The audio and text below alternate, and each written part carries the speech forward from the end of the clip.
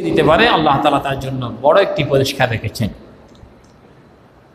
আল্লাহ সুবহানাহু ওয়া তাআলা বললেন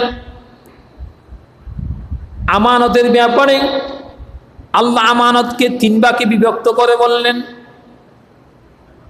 ৩ নম্বরের মধ্যে প্রথম প্রকার আমানত হচ্ছে, ১ নম্বর আমানত হচ্ছে আল্লাহর আমানত এবং রাসূল পাক সাল্লাল্লাহু আলাইহি ওয়াসাল্লামের আমানত, পরস্পরের আমানত। আমানতকে ৩ ভাগে বিভক্ত করে আল্লাহ সুবহানাহু ওয়া তাআলা বলেছেন। ১ নম্বর আমানতগুলি আল্লাহর আমানত। আল্লাহর আমানত বলতে আল্লাহর কোরআন, আল্লাহর আমানত বলতে আল্লাহর শরীয়ত, আল্লাহর আমানত বলতে আল্লাহর হুকুম, আল্লাহর আমানত বলতে আল্লাহ যা শরীয়তের মধ্যে যত হুকুম আহকাম দিয়েছেন সমস্ত হুকুম আহকাম হচ্ছে আল্লাহর আমানত। রাসূল পাক সাল্লাল্লাহু আলাইহি ওয়াসাল্লামের আমানত কি?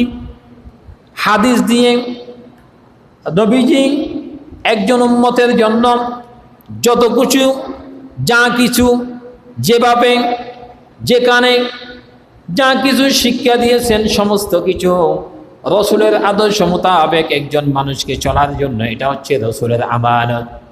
আর পরস্পরের আমানত হচ্ছে মানুষ যখন দুনিয়ার মধ্যে চলাফেরা করবে, লেনদেন করবে, মুআমালাত করবে, টাকা পয়সা নিয়ে, সম্পদ নিয়ে, সমস্ত কিছু মানুষের আমানত।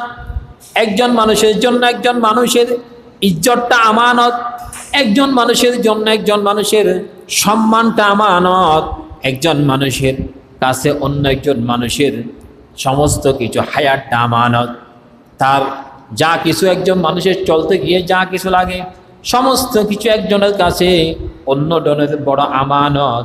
এই আমানতকে রক্ষা করতে পারলে আল্লাহ সুবহানাহু ওয়া তাআলা বললেন আমি বান্দা তোমাকে কিয়ামতের দিন বড় পুরস্কৃত করব। বান্দা আমি আল্লাহ তোমাকে আমার জান্নাতের মধ্যে প্রবেশ করাবো। সুবহানাল্লাহ, আমি তোমাকে আমার জান্নাতে প্রবেশ করাবো। যেহেতু আমানতটা যদি তুমি বজায় রাখতে পারো, আমানতটা তুমি যদি নিয়ামত হিসাবে রাখতে পারো। অন্য একটি আয়াতের মধ্যে আল্লাহ সুবহানাহু